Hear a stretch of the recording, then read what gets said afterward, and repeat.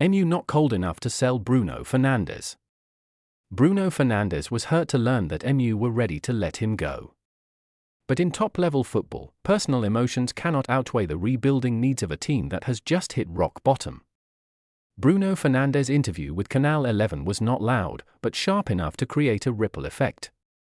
The MU captain admitted he was hurt and sad to feel the club was ready to let him leave Old Trafford in the summer, at a time when Al Hilal offered £100 million along with an unbelievable salary. For Fernandes, it felt like a denial of everything. It was a cold business deal in dire circumstances. These two perspectives clashed, and neither was entirely wrong. MU's handling of the situation is problematic. Fernandes was MU's best player during many chaotic seasons. He carried the team, scored goals, provided assists, set the tempo of the game, and became a rare source of morale. The numbers, 103 goals and his recent spectacular free kick against Bournemouth is just a reminder that Fernandes is still at a very high level. But football isn't just about statistics, and it's certainly not about who deserves it more. When Manchester United finished 15th in the Premier League, lost the Europa League final, and missed out on European qualification, the club entered the summer facing both financial and squad restructuring challenges. In that context, listening to offers for Fernandes wasn't a betrayal, but an acknowledgement of reality. No one is untouchable when the team has hit rock bottom. Fernandes sees that decision as a denial of his individual contribution. That's a very human reaction.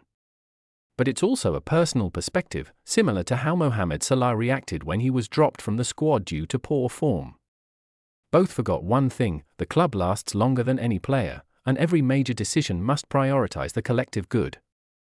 MU chose the approach of letting the players decide. That's a soft, even humane, approach. But it's precisely that soft approach that caused the club to miss a potentially strategic turning point. If Fernandes leaves, MU will certainly lose the heart of the team. That void is huge.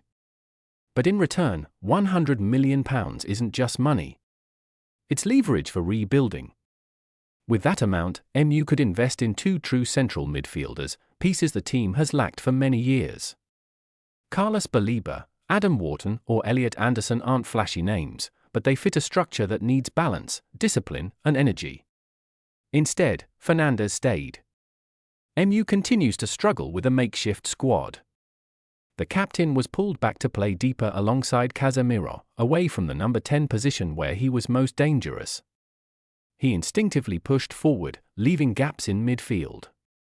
MU had the best player, but they weren't using him properly. That's the paradox. A voice from the past. Old Trafford history has proven many times, parting ways with a star doesn't mean collapse.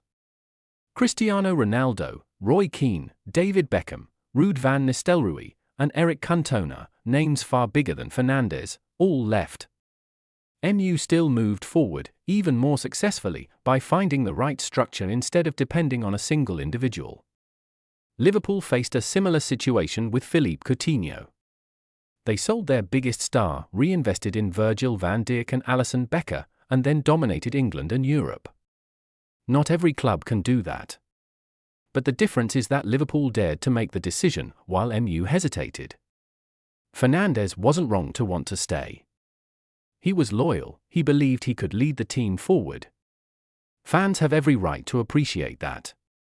But Fernandes also cannot deny that MU's willingness to let him go wasn't due to disrespect, but because the club needed a reset.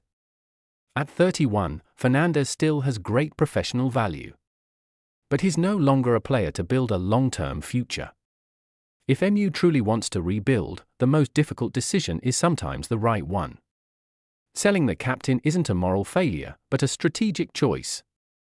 If Fernandes stays, MU keeps their star player. But they also retain the old problem, dependence on one individual in an incomplete team. MU might be better off in the short term. But in the long term, the question remains, did the club miss the opportunity to take one step back and then 2 steps forward? Instead of being hurt by the thought of being let go, perhaps Fernandes should view the decision as a harsh reality of top-level football. Their dedication is recognized, but it's never a shield against decisions made for the common good.